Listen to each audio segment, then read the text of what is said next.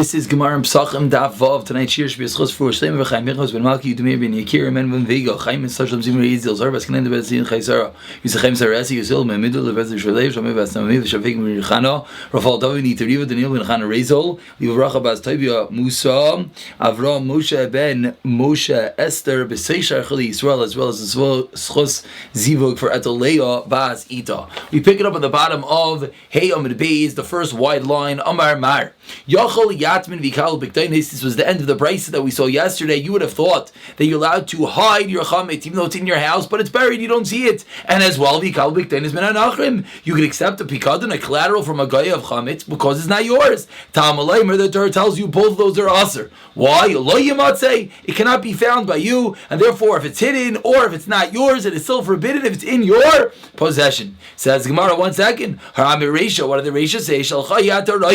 You only not allowed to see your own chametz, but you're allowed to see the chametz of other people's. How does that work? Answers Gemara, Loi Kasha. It's not a question. Fundamental difference. Did you accept responsibility for the item or not? As now the Gemara explains, as Rava told the Bnei Mechuzah, Be'iroi Chamira de Bnei Chelo, Be'iroi, destroy, burn, get rid of the Chamira, the chametz of Bnei Chelo mivazechu, the soldiers who sustain your house, make sure to get rid of their chametz. Why? Because kivan dilu megnav, if that chametz was stolen, vilu mitavid, if it would have been lost, bershusu chayukai, it would be considered in your rishos, ube'itel ishlumei, and therefore you would have to pay for it. This chametz of the soldiers that's sitting in your house, if it gets destroyed, if it gets stolen, what's going to happen? You, the owner of the house, is responsible. Therefore, says the Gemara, it's as if it's yours, and therefore therefore it's forbidden to be in your house over Pesach. So what do we see? That when you're makabel achrayis, when it's your item, meaning not necessarily your item, but you're responsible that if something happens to this item, you have to fork over the bill, then it's forbidden to have in your house. Says the Gemara, okay, very good. It's a fundamental machlekes. When you cause someone a monetary loss, is that called your item? Something that causes money, is that your money? If you say yes, then I understand that. Therefore it's called your chametz, therefore it's an issue. What are you going to say? Says the Gemara, this is different. It says lo yimatzei, a special example, a special pasuk in the Torah teaching us, lo yimatzei, can't be found by you. And it comes out that even according to Man Amar, that you are not responsible. Even according to Man Amar, that Davar HaGoyim L'Mamoin Lav Kim Mamoin Dami. It's not like your possessions and your money. Still, it is an issue. Why? Because of the special pasuk of Lo Yimatzei, the chametz can't be found by you. That is the first lesson of the Gemara. Says the Gemara in the last line. There are those that say, according to Man Amar holds that it's not considered your money if you cause them. That's something that causes money. Then it makes a lot of sense. I know the itzrich. That's why we need the pasuk. I know the itzrich lo yimatzei. The Torah had to say lo yimatzei because it's something that causes money is not considered money. So the Torah had to say lo yimatzei to teach you that you're not allowed to have in your house over Pesach. That it is considered your money. Lo yimatzi lamali. Why do you need a special exercise I cause of? Answers the Gemara. I would have thought since if it's around this chametz, if it's intact, you would have to return it to the owner. So it's not considered in your rishos because you're going to give it back to the rightful owner, just staying in your house. Kamashma law that it is considered yours, not yours, but it is considered yours with regard to being over. And you have to rid your house, and you're not allowed to have it there over Pesach. Says the Gemara, 4 lines down. They asked Rava the following fundamental question. Behemas Arnona, the behema of Arnona. Here in Eretz Yisrael, everyone knows Arnona is the property tax, and that's what this was. Or some sort of tax, like you see Rashi says, the king would take 1/10 of the animals. So if you have an animal that is of this tax, or ain't do you have to give the bachar of this animal or not? Like Rashi says, what exactly is the question? The question is, says Rashi, anytime you have an animal that the guy potentially has some ownership, you do not have to give up the bachar. Why? So the question here is, since in any one of these animals, it might be number 10 that's going to go to the Kayin, do you say that therefore that type of Bechar, that animal, is not Chayiv in Bechira or not? Says the Gemara. If you're able to misalik to remove the king with money, you tell the king, I don't want to give you the animal. I'll give you the value of the animal. Then of course the animal is chayiv in b'char, because that means that the king does not have a real ownership. He just has a monetary substitute of the animal. So you have to give up the b'char. What's the question? That you're not able to pay off the king. What's the din? You responded, Batura, in that case, if you cannot pay off the king, and you want to know, is this animal chayiv in b'chayra? The answer is no. Ask the Gemara, what do you mean? Vatani, different price that says chayav. Answers the Gemara, that price which said you're chayiv is referring to a case that you're able to masalik, you're able to pay off the king. But in a case where you're not able to pay off the king, then you're not chayiv. That is the first lashon of this story with the behema of the property tax of the king. Ikadi Armi says the Gemara Amarav, behemas are no paturim in abachayra. The behema of the property tax is patur. That was the statement Rava said. Va'aval gav the mati misalik. Rava goes extreme over here. Even though you could give the king a monetary compensation, still it's going to be patur in bachar, meaning. We just said a moment ago, if you're able to give the king monetary compensation, that means the animal is yours, the owner. Therefore, you have to give off the bachar. Rav is saying, no, even if you could pay off the king, still the animal is patur from the bachar. Rashi explains, why would this be true? Says Rashi, the chol avagav the motzi misalkei, the chol kama d'loy salkei yodai sheichas behima. Rashi says the potential ability. That's what the Gemara means. Gemara means even though I could theoretically pay off the king, and I might not give this animal. That's a great potential. That's a nice story. But right now, did you do that? No. Right now, what's going on? The king has a partial ownership in this animal. Pater from Bachar. Continues the Gemara. Isas Arnona. What about dough?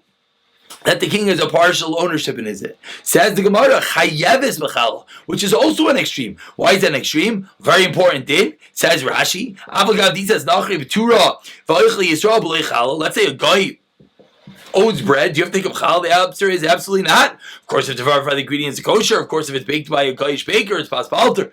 But with regard to challah, the answer is no, because the goy is not chayiv in challah yet, and therefore, if the goy has an ownership, the king's ownership in your dough, you would think it's now palter from challah. It says Rabbi no chayev is b'challah, but for the exact opposite reason, even though you're not able to remove the king, and you're going to actually have to give this piece of dough to the king, still says Rava, you're a chayiv challah. You know you're chayiv challah? Because right now you, the Jew, has the ownership in it, and at the end of the days, you didn't give it to the king. My taimo, what's the reason? These seemingly are contradictory statements. Behema is leikala, isa less leikala. Says Rava, when it comes to an animal has a call. Go back into that Rashi. Rashi says, if someone sees you with this dough, no one's going to suspect it belongs to the king. You think it's yours. Someone's going to think you're eating it without thinking of the appropriate challah. And that's the reason why, even if you could theoretically pay off the king, you have to give challah. But says that Rashi continues, but the Tanya chayav is bizo the Tanya. Very good. Says the Gemara, another Gemara. Tanu, Rabbanan, we're at the two dots, approximately 13 lines down the Amid. Tanu, Rabbanan. Nochri she'nichnas lechatziroi. A guy comes into your property, into your chatzir, your courtyard shel Yisrael, ubetzikoi biyadai, and the guy is holding on to some dough. Ein zakuk levayer. You do not have to get rid of that dough. Hefkidoy atzlai. If the guy gives it to you as a deposit, zakuk levayer, then you have to get rid of it. Yesterday we mentioned that there's no isser to see the dough see the chametz of the guy. Here we're talking about, are you allowed to have it in rishos? So again, if the dough is in his hand, you don't have to destroy it. If he gives it to you to take possession of it, then you have to destroy it.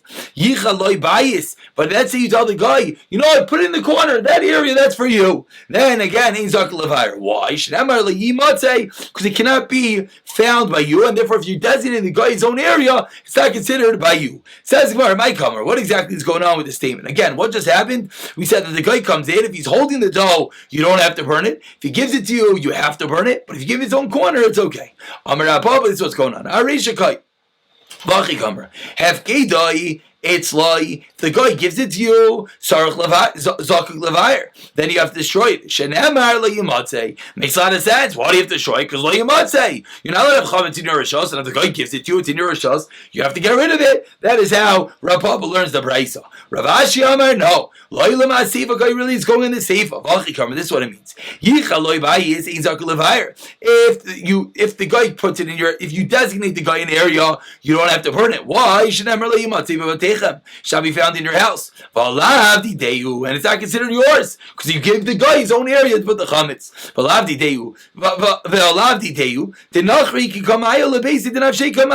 So the guy brings it in, he quote unquote brings it into his own house. It's true, it's your house, but since you designate him an area, at that level it's considered like his own house. Says the Gemara, 1 second. This sounds very fundamental. Are you going to tell me that the guy is being a soicher, the guy is getting an area, and it's it's considered his own rishos? How can you say that? Asked the Gemara. But now we learned in the Mishnah. If you're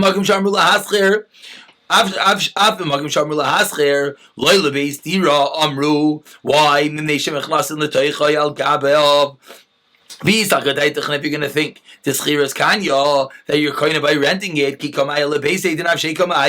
what's going on in this Mishnah? So what's going on in the Mishnah is actually another girsa, which makes it a little bit easier to read. In the Chasim, what's going on over here, Rashi explains also easier, is that it's talking about avodah zara. That even though they said you're not allowed to rent it to them for the base deer. Let's actually just let Rashi explain it. As always, says Rashi, you're not allowed to rent the house to a guy, Beretz Yisrael. Why? Because he's going to go to avodah zara there. I'm not allowed to rent it to him. To rent the house to the guy. And even in the place that you're allowed to rent him a house, but not that he himself is going to live there because we're afraid he's going to bring in his avodah zara. So now let's go back to the Gemara.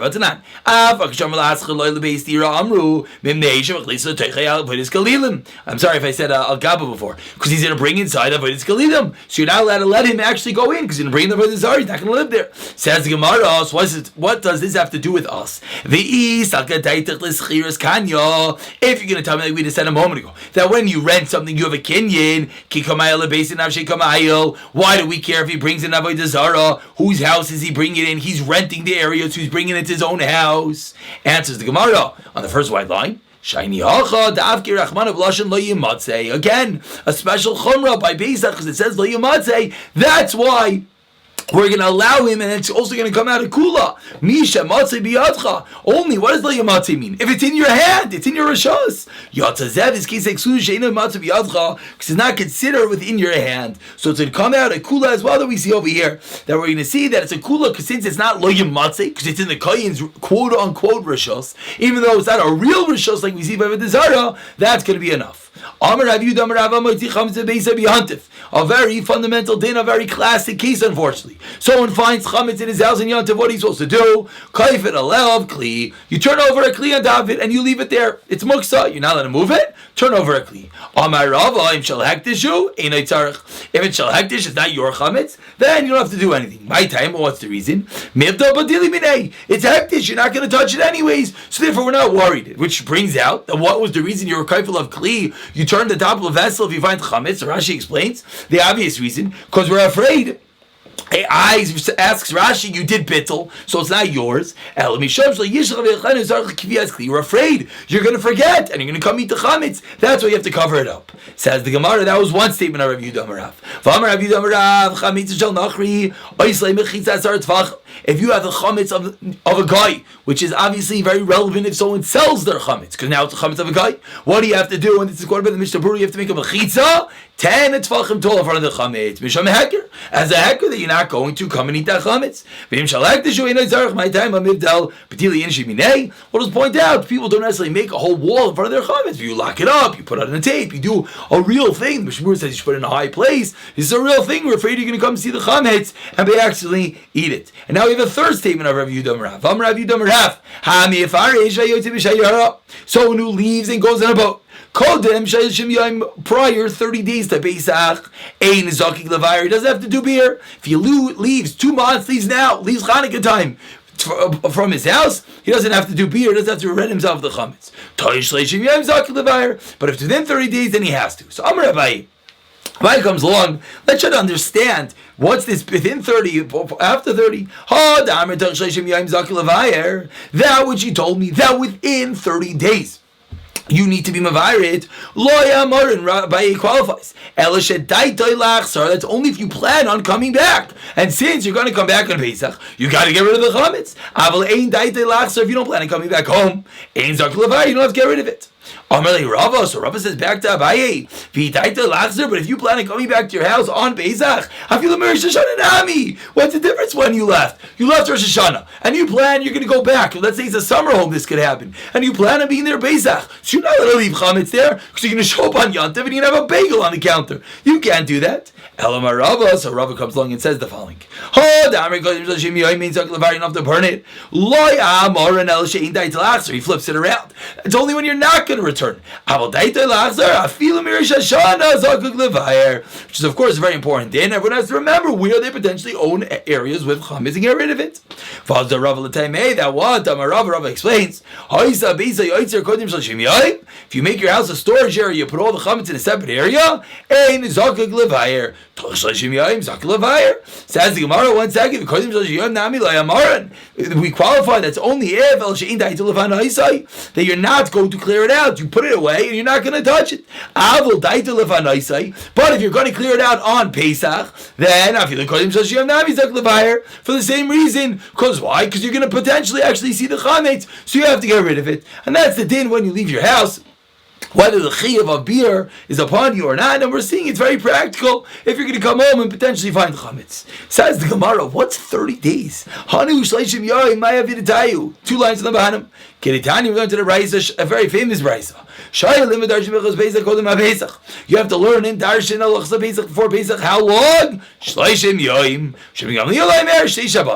My time of the Tanakama. What is the reason that Tanakama says they have to darsha for 30 days prior to Pesach Lalachis? Moving along to Moshe stood on the first Pesach ever, and Moshe warned them and taught them the halachas of Pesach Sheni. So we see that 30 days prior you start learning the halachas. Where do we see this? Remember the Torah teaches the Yasmin Yisrael is not Pesach b'moyadai. Uksev in the pasuk says the nefesh adam, and we're talking about the Tmeim, talking about those who are Tami, you cannot bring the garment Pesach, and will have to bring it 30 days later. So we see clearly that you have to talk about the halachas 30 days before they happen. That is the Tanakam. How does the old 2 weeks? The psukim are talking about Pesach. Therefore, it teaches you all the dinim of Karban Pesach Sheni, but not necessarily teach you that you have to teach about it 30 days before it actually happened. Because again, Rav Shimon Gamliel is of the opinion that 2 weeks suffices. Says the Gemara, where Rav Shimon Gamliel get that from? My time with Rav Shimon Gamliel, we're involved on a base 6 lines down. On Rosh Chodesh Nisan, 2 weeks before Pesach, he got up and taught them the halacha. Shenemar, HaChodesh Hazeh Lachem Rosh Chodashim, Uksiv Daber Al Kol Adas B'nei Yisrael Lemar B'Yisrael HaChodesh Hazeh V'Yichlam Yish Seilo Beis Havois V'Goymer. He stood on Rosh Chodesh, he started teaching them about taking the animal on the 10th. Then you have to check it for 3 days. Then you have to shacht it on Erev, and then you have to eat it on Pesach. So we see 2 weeks prior. Says Mara, 1 second. Where do you see that? How do you know that the story happened on Rosh Chodesh? Maybe it was on the 4th of the month, or B'chamisha B'yarcha. You have no conclusive evidence that it was specifically on Rosh Chodesh. That's when they were standing. Elamar Rabba Nub Shapa Elamar Rabba Arsimi Mishmei Deravina Me'acha. By there, Shalom Moshe Ben Bar Sinai. B'Shana Hashinis in the 2nd year, B'Chodesh Rishon in the 1st month. And it says further, if you ask me, so we see they're talking about it on Rosh Chodesh, and then it says they made the Pesach clearly 2 weeks prior. Says the Gemara, how do you know it's Rosh Chodesh? The same question. The fact that Torah says it was on Rosh Chodesh means the month just started. How do you know it was actually Rosh Chodesh? So Amar Rav Nachman Bar Yitzchak, Asya Midbar, Mi Midbar. Ksiv Hacha says over here, Mi Midbar Sinai, from the desert of Sinai. Uksiv Asa, Vaydaber Hashem Moshe Midbar Sinai, and Hashem talked to Moshe Midbar Sinai Bel Moed Bechel HaChodesh on the first of the month, Echel HaChodesh HaSheni, the first of the second month. So what do we see? Clearly, Malahal and Rosh Chodashim, it says Be'echel HaChodesh, the first of the month, that's Rosh Chodesh. Avkam Rosh Chodashim here too as well. It is on Rosh Chodesh. Ask the Gemara, V'nechtav Reisha the Chodesh Rishon V'adir Nechtav the Chodesh Sheni. The Torah is not in chronological order. First, it's teaching us about the second month, and then it teaches us about the first month. It's out of order. Amar Rav Menashe Bar Tachlifa, very famous rule Mishmei the Rav. So you say Meres in Muktam Umuchar B'Torah. There's no such thing as early and late in the Torah. The Torah is not necessarily written in order. Amar Rapapa. Now Rapapa comes along to qualify the statement of Menashe Bar Tachlifa. Lo Yamar Nel B'Trei in Yani. That's only when it's two separate in Yanim. That's when we say that the Torah doesn't have earlier and later. Aval B'Chad in Yana within one subject, one topic matter. Ma'ida Mukta Mukta, Ma'ida Machar Machar. There is order, there is Seder within one topic. And he proves his point, says Rav Papa. If you're not going to agree with me, Klalu Prat in Ein B'Chlal Mashav Prat. One of the 13 midas is what? That if you have a Klal, a general statement, a Prat, a specific statement, the rule is Ein B'Chlal Mashav Prat. It only includes that which is included in the specific. So says the Gemara, how would you be able to do that if there's nothing earlier and later? It's like Klalu Prat. Telma Pratu Klalu. Maybe it's the opposite, which is a different mechanics of Pratu Klal. That's question number one. Question number two, Visu Pratu Klal Nasab. Klal, Moisev al Prat. Whenever you have a klal, whenever you have a prat and then a klal, what do we say? That the klal, the general statement, adds on to the specific statement. How do you know? We're just flipping the question around. Maybe it's the opposite. Says the Gemara, if that was true, I feel betraying Yani, Nami. Even in two topics as well, you should have an issue. Because within two topics, you make the same problems of klal prat. So says the Gemara, how are we going to answer this question? According to the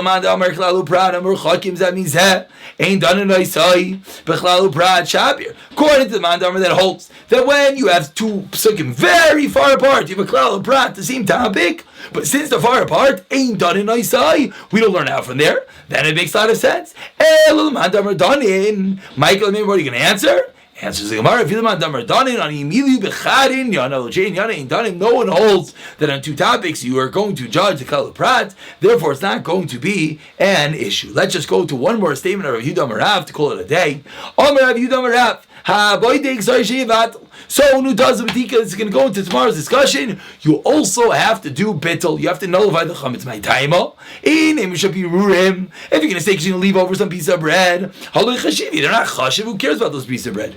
Maybe you'll tell me maybe the fact that they're guarded in your house, there's little bits of bread in your house, so your house is guarding them, that makes it chashiv. But it's not true. But time to the price of the end of the fix.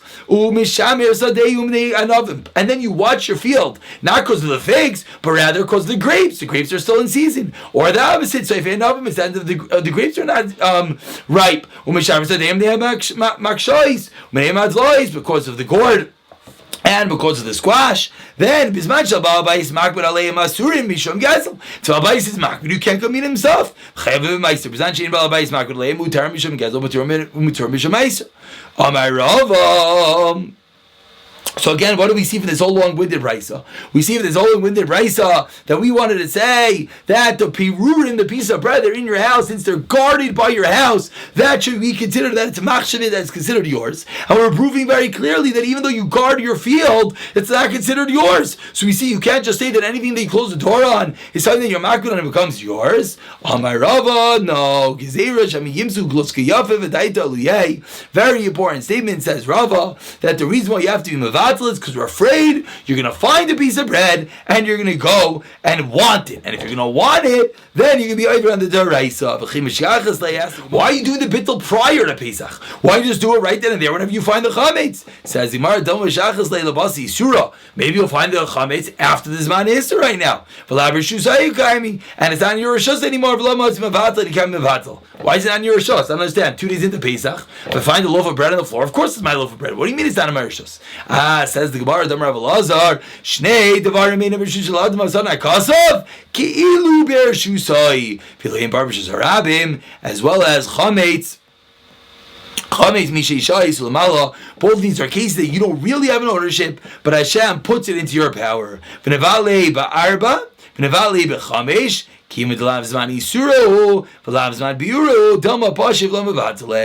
Gemara now, after saying that you can have the responsibility because Hashem put in your Rishos, the Gemara now says, okay, so why don't you do the bittul on the 4th hour, on the 5th hour? Why are you doing bittul back the night before by the B'dika? Says the Gemara, no, because it's at that point, what's at the 4th hour and the 5th hour? That's the end of the Zman of Achila, that's the end of the Zman of Hana, but it's not you actually doing anything. For the Lav Zman viewer, it's not the Zman, we're afraid you can be negligent, and that's the reason why we do the bittul back at the time of the B'dika. We'll pick it up from here. If you don't hear the Shabbos Yishir, you should have a fabulous Shabbos.